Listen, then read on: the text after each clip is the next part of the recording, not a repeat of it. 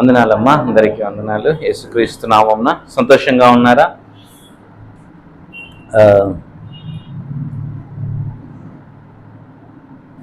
దేవుడు ఈరోజు నా హృదయంలో ఉంచిన కొన్ని మాటల్ని నేను మీతో పంచుకోవాలని ఆశపడుతూ ఉన్నాను. మార్కు సువార్త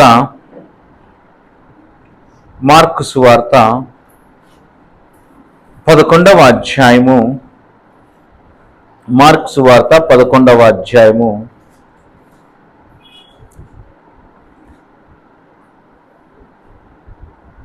22వ వచనము. మార్కు సువార్త 11వ అధ్యాయము 22వ వచనము. అందుకు యేసు వారితో ఇట్లా నేను మీరు దేవుని యందు విశ్వాసము ఉంచుడి. ఎవడైనను ఈ కొండను చూచి నీవు ఎత్తబడి సముద్రములో పడవేయబడుమని చెప్పి తన మనస్సులో సందేహింపక తాను చెప్పినది జరుగునని నమ్మిన ఎడల ఆమేన్, ఆమేన్. ప్రియమైన దేవుని బిడ్డలారా, మార్కు సువార్త 11వ అధ్యాయం 22వ వచనంలో చాలా ప్రాముఖ్యమైనటువంటి, లేదనంటే ఒక క్రైస్తవుని యొక్క, ఒక విశ్వాసి యొక్క జీవితం ఎలా ఉండాలి అనే దానికి యేసుప్రభువు వారు ఇస్తున్నటువంటి ఒక టిప్, ఒక ఏమంటారు టిప్ అంటే ఒక సక్సెస్ ప్రిన్సిపల్, చిట్కా అంటే ప్రిన్సిపల్. చిట్కా అంటే అది చిన్నది అయిపోద్ది మళ్ళీ. సో ప్రిన్సిపల్ అంటే అదొక పునాది లాంటిది, విశ్వాసి యొక్క పునాది లాంటిది. చూడండి, నేను ఒక మాట చెప్తాను, మీకు జాగ్రత్తగా ఆలకించండి. వాస్తవానికి ఈ బైబిల్ ఒరిజినల్గా రాయబడింది పాత నిబంధన హీబ్రూలో రాయబడింది, నూతన నిబంధన గ్రీకులో రాయబడింది. మీరు గుర్తుపెట్టుకోండి, పాత నిబంధన హీబ్రూలో అంటే హెబ్రీ భాషలో రాయబడింది, క్రొత్త నిబంధన గ్రీకు భాషలో రాయబడింది. సో అందుకనే నేనేం చేస్తానంటే, నేను సర్వసాధారణంగా నాకు ఏదైనా వచనం దేవుడు ప్రేరేపించినప్పుడు ఆ వచనము, ఆ వాక్యము హెబ్రీ భాషలో మరియు గ్రీక్ భాషలో ఎట్లాగూ రాయబడింది అని ఆ లోపలికి వెళ్ళి ఆ హీబ్రూ భాషలో మరియు గ్రీక్ భాషలో దానికి ఏమని పదం వాడారు అని చెప్పి అక్కడికి వెళ్ళి నేను వాక్యంలో ధ్యానం చేస్తా. మీకు అర్థమవుతుందా? అందుకనే నాకు కొంచెం దేవుని యొక్క వాక్యం కొంచెము నూతనమైన ప్రత్యక్షతలు నాకు అర్థమవటం ప్రారంభమవుతుంది. ఇక్కడ రాయబడిన మాట ఇదంతా నేను ఎందుకు చెప్తున్నాను అని అంటే, తెలుగులో రాయబడినటువంటి మాట కంటే మనకు ఆ గ్రీక్ భాషలో ఇంకా చాలా లోతైన అర్థంలోనికి తీసుకుని వెళ్తుంది. తెలుగులో ఏమని రాయబడింది? దేవుని యందు విశ్వాసముంచుడి. అవునా? ఈ మాటను చదివితే మనకి ఏమర్థం అవుతుంది? దేవుని పైన మనం విశ్వాసం ఉంచాలబ్బా, దేవుని పైన విశ్వాసం ఉంచాలి అని ఉంది. అవునా? కానీ ఒక తర్జుమాలో ఏమని రాయబడిందో తెలుసా? చూడండి, let the faith of God, let the faith of God అని అంటే దేవుని యొక్క విశ్వాసమును కలిగి ఉండు అని రాయబడింది. మీకు అర్థం కాలేదు నేను చెప్పింది. దేవుని యందు విశ్వాసం ఉంచుడి కాదు, దేవుని లాంటి విశ్వాసం కలిగి ఉండాలంట. మీకు అర్థమవుతుందా? ఆ మాట తెలుగులో చదివితే ఎలా ఉంది? ఊరికి సాదా సీదాగా ఉన్నట్లుంది. దేవుని యందు విశ్వాసం ఉంచాలంట. కానీ దాని లోతుకు వెళ్తే ఇంకొక తర్జుమాలో ఏమని రాయబడింది? Have the God kind of faith అని రాయబడింది. అంటే దేవునికి ఏ విశ్వాసం అయితే ఉందో అదే విశ్వాసం నువ్వు కూడా కలిగి ఉండాలి అని అర్థం. చూసారా మా అర్థం ఎంత మారిపోయిందో? మీకు అర్థం అవుతా ఉందా నేను చెప్పేది? తెలుగు ఒక్కటి చదివితే మనకు ఆ వాక్యములో ఉన్నటువంటి ఆ లోతైన మర్మము మనకు అర్థం అవ్వదు. అంటే దేవుని లాంటి విశ్వాసము మనము కలిగి ఉండాలి. దేవుని యొక్క విశ్వాసమును, ఇప్పుడు దేవునికి ఏ విశ్వాసం ఉంది? దేవుడు కలిగిన విశ్వాసమును మనము కలిగి ఉండాలి అని అంటున్నప్పుడు అసలు దేవుడు ఏ విశ్వాసం కలిగి ఉన్నాడు? అంతే. ఇప్పుడు దేవుడు ఏ విశ్వాసం కలిగి ఉన్నాడో తెలిస్తే కదా మనం ఆ విశ్వాసమును కలిగి ఉండేది. దేవుడు ఏ విశ్వాసమును కలిగి ఉన్నాడు?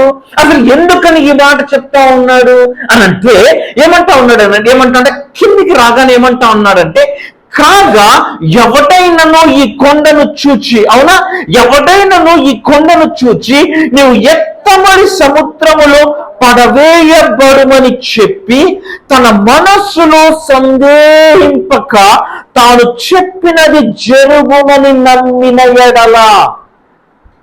దేవుని విశ్వాసం ఎట్లా ఉంటుందో తెలుసా? ఆయన ఏదైనా చెబితే అది జరిగిపోతుంది. ఆయన వెలుగు కలుగునుగాక అంటే వెలుగు వచ్చేసింది. ఆయన వెలుగును తయారు చేయలేదు అంటే ఒక కొవ్వొత్తిని తయారు చేసి దాన్ని అగ్గిపెట్టి తీసుకొచ్చి దాన్ని వెలిగించి వెలుగును తీసుకొని రాలేదు. ఆయన నోటి మాటను విడుదల చేయటంతోనే ఏమైపోయింది? వెలుగు వచ్చేసి. ఆయన విశ్వాసం ఏంటో తెలుసా? నేను ఏది మాట్లాడితే అది జరుగుతుంది అనేది దేవుని యొక్క విశ్వాసం. అందుకే ఏమంటా ఉన్నాడంటే, దేవుని లాంటి విశ్వాసము నువ్వు కలిగి ఉండి నువ్వు ఏం చేస్తావంటే, ఇప్పుడు నువ్వేం చేస్తావంటే దేవుని లాగా ప్రవర్తించడం స్టార్ట్ చేస్తావు. నువ్వు దేవుడు ఎట్లాగా ప్రవర్తించాడో నువ్వు అట్లాగా ప్రవర్తిస్తావు. మరి దేవుడు ఎట్లాగా ప్రవర్తించాడు అని అంటే, ఆయన దేనినైతే పిలిచాడో అవన్నీ వచ్చేస్తా ఉన్నాయి. ఆయన వెలుగు కలుగునుగాక అంటే వెలుగు వచ్చేసింది. ఆయన నీళ్లు, ఆకాశము, ఇవన్నీ, సూర్యుడు, చంద్రుడు, ఇవన్నీ కలుగునుగాక అనగా అవన్నీ వచ్చేసాయి. అవన్నీ అవునా కాదా? ఆయన లేని వాటిని ఉన్న వాటిగా పిలిచి దేవుడు. ఆయన అవి లేవు అంతకు మునుపు, కానీ ఆయన పిలిస్తే అవి వస్తాయి. అవునా కాదా? సో ఆ విషయం మాట్లాడుతూ యేసుప్రభు ఏమంటా ఉన్నాడంటే, దేవుడు లేని దానిని ఉన్నదానిగా పిలుచు దేవుడు కదా, నువ్వు కూడా ఈ కొండను చూచి, ఏ కొండ, నువ్వు నాకు నచ్చలేదు, నువ్వు ఇక్కడ నుండి లేచి వెళ్ళిపోయి ఆ సముద్రంలో పడు అంటే ఆ కొండ నీకు లోబడుతుంది అంటా ఉన్నాడు. అంటే దేవుడు ఎలాగైతే కొండను లేచి అక్కడ పడు అంటే పడుతుందో, అట్లాగే నువ్వు కూడా ఆ కొండతో మాట్లాడితే ఆ కొండ దేవునికి ఎట్లాగైతే విధేయత చూపించిందో నీకు కూడా విధేయత చూపిస్తుంది అని మాట. మీకు అర్థమవుతా ఉందా? దేవుని లాంటి విశ్వాసం అంటే ఇదే. అంటే దేవుడు దేవుడు దేనితో మాట్లాడారో ఆ విధంగా నువ్వు కూడా మాట్లాడాలా. నీకు అడ్డుగా వచ్చే ఏ కొండనైనా, నీకు అడ్డుగా వచ్చేది దేనినైనా, కంబలి చెట్టు అయినా సరే, అంతకు ముందు జరిగినటువంటి సంఘటన ఏంటో తెలుసా? దేవుడు ఈ మాటలు ఎందుకు చెప్తా ఉన్నాడు తెలుసా? ఆయనకు ఆకలేసింది, ఆయన చూచి ఒక అంజూరపు చెట్టును చూచాడు, కానీ వాస్తవానికి అది కాపు కాలం కాదు. అది ఎవరైనా నవంబర్లో లేకుంటే డిసెంబర్లో మామిడి చెట్టు దగ్గరికి వెళ్ళి మామిడి పనులు కాసాయా లేవా అని చెప్పి ఎవడని పోయి చూస్తాడా? మామిడి కాయలు కాసే కాలం ఏంటి? వేసవి కాలం, మార్చిలో, ఫిబ్రవరిలో, అవునా, ఏప్రిల్లో, ఈ కాలంలో. కానీ ఎవరైనా వెళ్ళిపోయి సెప్టెంబర్, అక్టోబర్, నవంబర్లో పోయి మామిడి పనులు చూస్తారా? చూడరు. కానీ ఆ చెట్టు దగ్గరికి వెళ్ళిపోయి నవంబర్లో, డిసెంబర్ లేకుంటే వెళ్ళిపోయి చూసి మామిడికాయలు లేవని చెప్పి నువ్వు అసలు ఈ చెట్టు నువ్వు ఇంకా ఎన్నడికి నువ్వు కాపు కాయకుండుగా అన్నా అనుకో, ఎట్లుంటది అది? అరే ఇప్పుడు కాయలు కాయవరా, వేసవి కాలంలో కాస్తాయిరా అంటారా? అనరా. కానీ దేవుడు ఏం చేస్తా ఉన్నాడు తెలుసా? యేసయ్య ఆకలేసి అది కాపు కాసే కాలం కాదు, కానీ అంజూరపు చెట్టు దగ్గరికి వెళ్ళిపోయి చూసాడంట, దానికి కాయలు లేవంట. దానికి కాయలు లేవు. వెంటనే ఆయన ఏమన్నాడు తెలుసా? ఇక ఎన్నటికి నువ్వు కాపు కాయకుండుదువు గాక అన్నాడు. ఏమన్నాడు ఆయన? ఏమన్నాడు? నువ్వు కాపు కాయకుండుదువు గాక అన్నాడు ఆయన. అంతే. ఆయన వెళ్ళి మళ్ళీ సాయంత్రం తిరిగి వచ్చేసరికి ఆ చెట్టు ఏమైపోయింది?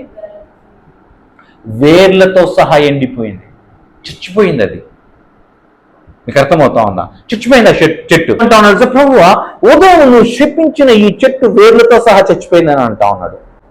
చెప్పించాడా దేవుడు? దేవుడు శపించాడా, దాంతో మాట్లాడా? కానీ ఏమైంది? అందుకే ఏమంటా ఉన్నాడో తెలుసా, జీవ మరణములు నాలుక వశము. నువ్వు జీవము మాట్లాడితే జీవం పుడుతుంది, నువ్వు మరణము మాట్లాడితే మరణం వస్తుంది. అంటే నీ నోరు ఏమైపోవాలా? నువ్వు నీ నోటితో నువ్వు దేనిని మాట్లాడతావో అవి జరుగుతూ పోతాయి. నీ జీవితంలో నువ్వు ఏది కావాలనుకుంటున్నావో దానిని నువ్వే పొందుకోవచ్చు అంటా ఉన్నాడు దేవుడు.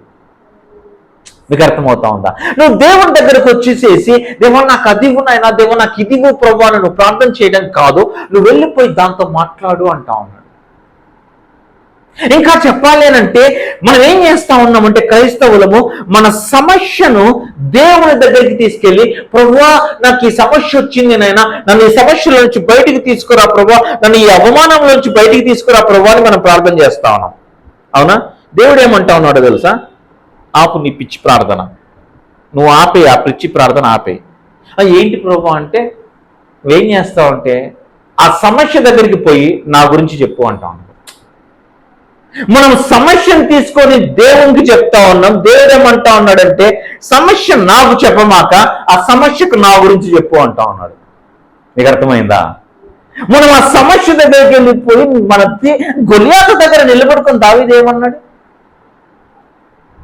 మోకాల్లోని ప్రార్థన చేసి, ప్రభా ఈ గొలియాతుని ఎలాగైనా చంపే ప్రభా, ఇశ్రాయేలుని ప్రభా బాగా ఇబ్బంది పెట్టేస్తున్నాడు ప్రభా, నువ్వు ఆగు గొలియాతు, నేను ప్రార్థన చేస్తున్నావు కదా, నువ్వు ఆగు, నా దేవుడు కార్యం చేస్తాడు అని చెప్పి చేశాడా? లేకపోతే ఏమన్నాడు? సైన్యములకు అధిపతి యెహోవా ఈ రోజున నిన్ను నా చేతికి అప్పగించాడు రా, నా దేవుని గురించి వానికి చెప్పుపో.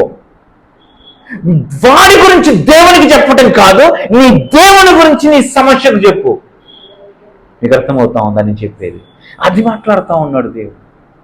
క్రైస్తవులము నేటి మనం ఉన్న క్రైస్తవులు మనం చేస్తున్నది ఏంటో తెలుసా? మనం సమస్యలు అన్నిటి చుట్టూ పెట్టేసేసుకొని దేవుని దగ్గరికి పోయి, ప్రభు ఈ సమస్య తీసేనని, ఆ సమస్య తీసే ప్రభు, నన్ను అట్లా కాపాడని, ఇట్లా కాపాడు ప్రభు అని మనం అడుగుతాను. కాదు, వాటితో నువ్వు పోయి మాట్లాడు.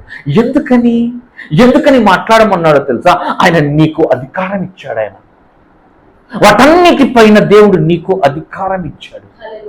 ఆ రోగంతో చెప్పు, యేసు నామములో నువ్వు వెళ్ళిపో అంటే అది నీకు లోబడుతుంది. ఆ అనారోగ్యం దగ్గరికి పోయి మాట్లాడు. కొన్ని సంవత్సరాల క్రితం నా దగ్గర బైబిల్ నేర్చుకోవడానికి, ట్రైనింగ్ లాగా నేర్చుకోవడానికి ఒక అమ్మాయి వచ్చింది, డాక్టర్ అమ్మాయి. హైందవుల కుటుంబం నుంచి వచ్చింది. తన ఒక్కతే ప్రభువుని నమ్ముకునింది. తన చెల్లెలు సాఫ్ట్వేర్ ఇంజనీర్ టీసీఎస్ కంపెనీలో, టాటా కంపెనీలో. ఒక సుమారుగా 3-4 సంవత్సరాల క్రితం, అంతేనా, 3-4 సంవత్సరాల క్రితం నేను ప్రార్థన చేస్తా ఉన్నాను.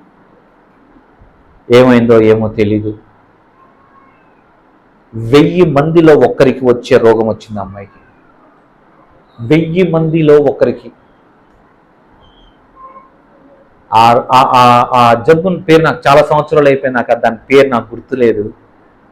వచ్చి తను నడవలేని పరిస్థితికి వెళ్ళిపోయింది, బెడ్లోనే ఉండిపోయింది. 22-23 సంవత్సరాల అమ్మాయి, చక్కటి అమ్మాయి, యవ్వనస్తురాలు, నడవలేని పరిస్థితికి వెళ్ళిపోయింది. ఆ తర్వాత వాళ్ళ అక్క దేవుని గురించి చెప్పడం ప్రారంభించింది. ఆ అమ్మాయి పైన మాట్లాడటం స్టార్ట్ చేసింది. నేను ఇదే వాక్యం చెప్పాను, అమ్మ ఆ రోగంతో నువ్వు మాట్లాడు అని. కానీ వాళ్ళ అక్క విశ్వాసాన్ని కోల్పోలేదు. రెగ్యులర్గా నాతో ఫోన్లో కాంటాక్ట్లో ఉండేది. అలా ఒక 1 సంవత్సరం రోజులు అయిపోయింది. అమ్మాయి అన్ని బెడ్లోనే, పాపం యవనస్తురాలు. వాళ్ళ నాన్న ఏమేమో పూజలు, ఏమేమో వ్రతాలు, ఏమేమో చేస్తూ ఉన్నాడు కూతురు కోసం. తాయితులు కట్టిస్తూ ఉన్నాడు, అన్నీ చేస్తూ ఉన్నాడు. ఒక రోజున వాళ్ళ నాన్న వాళ్ళ అమ్మ వాళ్ళ ఇంట్లో లేనప్పుడు వాళ్ళ అక్క నాకు ఫోన్ చేసింది.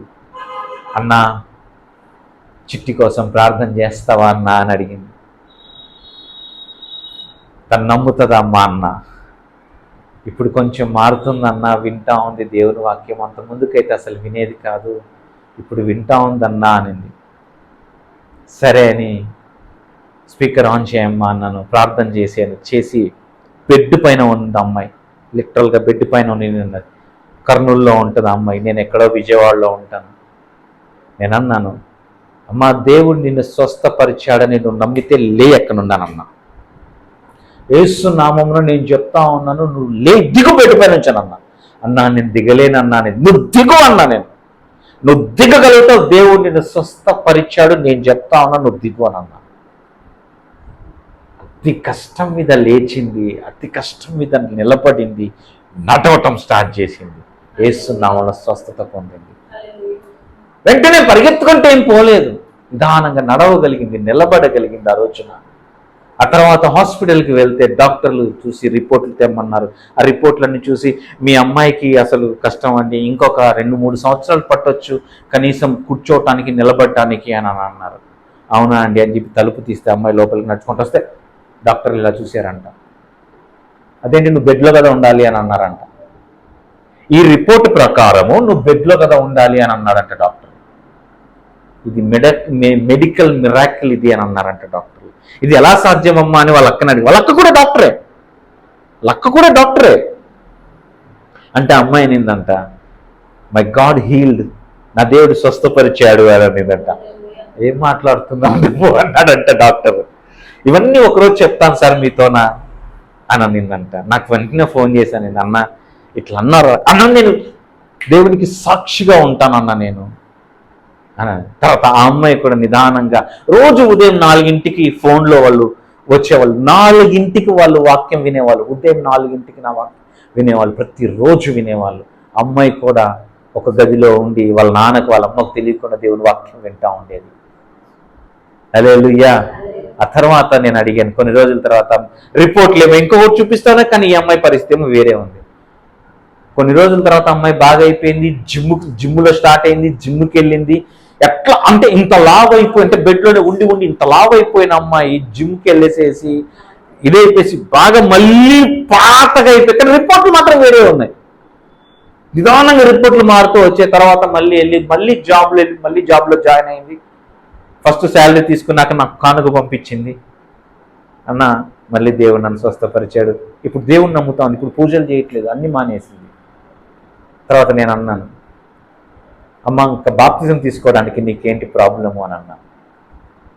వాళ్ళ అక్క అనింది, అన్న ఇది ఆడవాళ్ళ సమస్య, మీకు అందరికీ అర్థమవుతుంది, నన్ను తప్పుగా అనుకోరని నేను అనుకుంటా ఉన్నాను. ఎందుకంటే ఈరోజు ఉదయం నాకు ఆ అమ్మాయి మెసేజ్ పెట్టింది. అమ్మాయి ఒక మాట అనింది, అన్న పీరియడ్స్ని ఏమంటారు తెలుగులో? పీరియడ్స్ అంటారు కదా, నెలసరి వస్తుంది అంటారు కదా ఆడవాళ్ళకి. అన్న అవి ఆగిపోయి దగ్గర 3 సంవత్సరాలు అయిపోయిందన్న, ఆడపిల్లకి అది ఆగిపోతే కష్టం కదన్నా, మళ్ళీ అవి స్టార్ట్ అయితే బాప్తిజం తీసుకుంటుందన్నా, దానికోసం ప్రార్థన చెయ్యన్నా అని అనింది. సరేనమ్మా అన్నాను.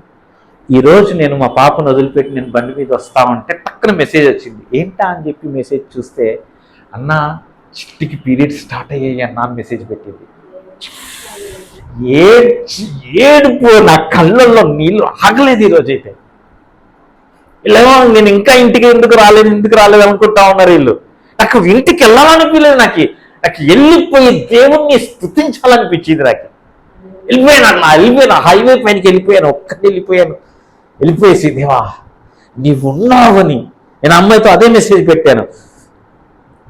Everything is possible to the one who believes. నమ్మవానికి సమస్తము సాధ్యమే.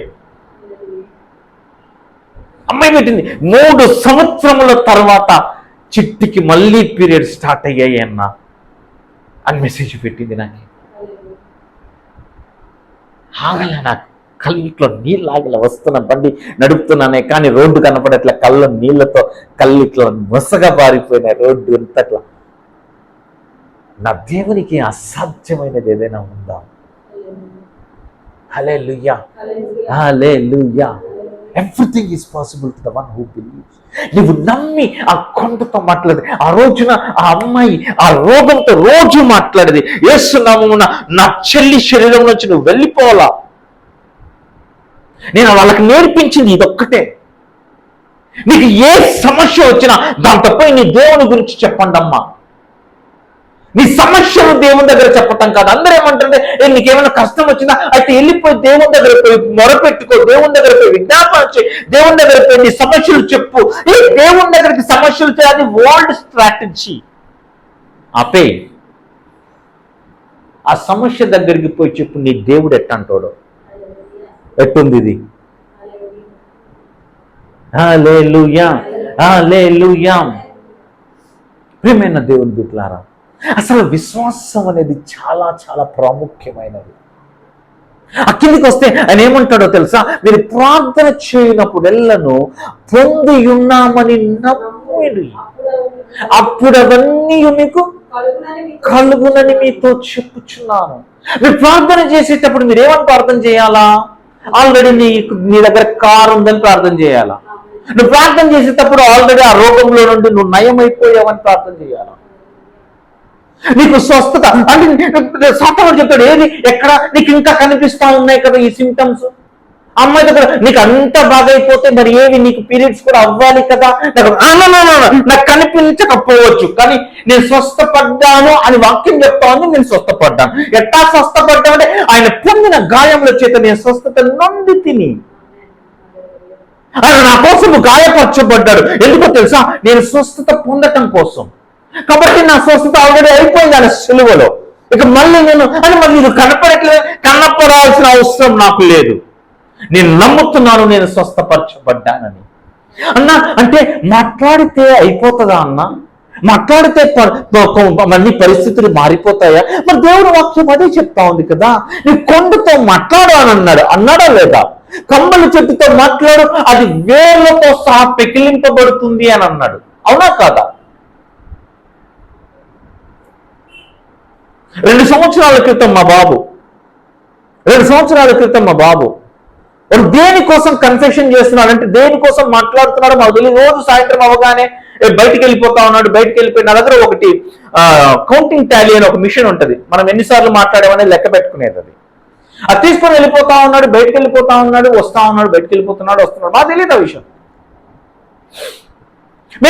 మేమిద్దరం అనుకున్నాము ఈసారి పుట్టినరోజుకి వాడికి ఒక మంచి సైకిల్ కొనిద్దాం అనుకున్నాం.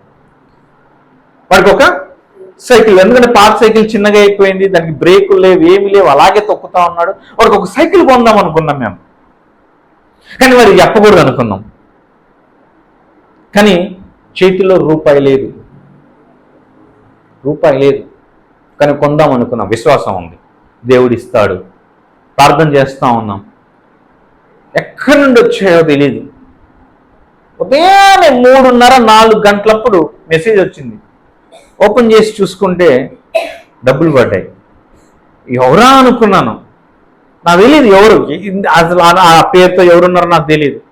ఆ తర్వాత నేను వాళ్ళకి ఫోన్ చేస్తే మాట్లాడిందమ్మా, మీరెవరో నాకు తెలియదమ్మా అన్న. అంటే అన్న నేనన్నా పీటర్ అంకుల్ వాళ్ళ 2వ అమ్మాయినన్నా 3వ అమ్మాయినన్నా అనేది. అన్న పీటర్ అంకుల్కి అంతమంది అమ్మాయిలు ఉంటారా? ఓకే, ఎక్కడుంటావమ్మా? సరే అయిపోయింది, ప్రార్థన చేసాను, అయిపోయింది. కానీ ఆ డబ్బులతో సైకిల్ రాదు. మళ్ళీ ఇంకొక దగ్గర ఇంకా మళ్ళీ మరుసటి రోజు ఇప్పుడు 2 అట్లా తర్వాత ఎక్కడికో వెళ్ళాను, మళ్ళీ అక్కడ నుండి కానుక వచ్చింది, అట్లా మొత్తం డబ్బులు అడ్జస్ట్ అయినాయి. ఓకే, మనం ప్రార్థన చేసాము దీనికోసం, దేవుడు దీనికోసం మనకు డబ్బులు ఇచ్చాడు అనుకున్నాను. ఆ డబ్బుల్ని తీసుకొని వెళ్ళిపోయి మొత్తం డబ్బులతో సైకిల్ కొన్నాం. తీసుకొని వచ్చి మా ఇంట్లో పెట్టకుండా పైన టెర్రస్ పైన పెట్టేసాం, వీడికి తెలియకుండా. పైన ఇంట్లో డాబా పైన పెట్టాం. ఓనర్ వాళ్ళని అడిగితే ఆ తాళాలు ఇచ్చారు. పైన ఎవరు లేరంటే ఆ ఇంట్లో పెట్టేసి వంటగదిలో పెట్టి తాళం వేసేసేసాను తెలియకుండా. 2-3 రోజులు అయిన తర్వాత వాడి పుట్టినరోజు వచ్చిన తర్వాత మీకేం గిఫ్ట్ ఏం లేదు అని అన్నాం. వాడైతే ఏడటం స్టార్ట్ చేశాడు. నాకు గిఫ్ట్ కావాల్సింది అని చెప్పి ఏడ్చుకుంటూ వెళ్ళిపోయి లోపల పడుకున్నాడు. ఆ పడుకున్న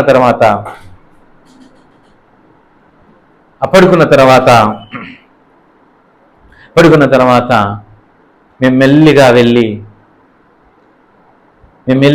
పైకి వెళ్ళిపోయి వాడు ఇంకా ఏడ్చుకుంటూ పడుకున్నాడు. మేము మెల్లిగా వెళ్ళి తాళాలు తీసి ఆ రాత్రి 12 గంటలప్పుడు ఆ సైకిల్ని కిందికి తీసుకొని వచ్చి కింద పెట్టి వాడిని లేపు తీసుకొని వస్తే వాడు ఆ సైకిల్ చూసి ఏడుస్తూ ఉన్నాడు, రానంటున్నాడు. అలాగే తీసుకొని వచ్చి ఆ సైకిల్ చూపిస్తే వాడి కళ్ళల్లో ఆనందం. అవన్నీ మేము వీడియో తీసి పెట్టాం, అవన్నీ మా దగ్గర వీడియో ఉన్నాయి. ఆ తర్వాత అడేమన్నాడో తెలుసా? ప్రతిరోజు 1000 సార్లు మాట్లాడేవాడంట. ప్రార్థన చేసేవాడు కాదు.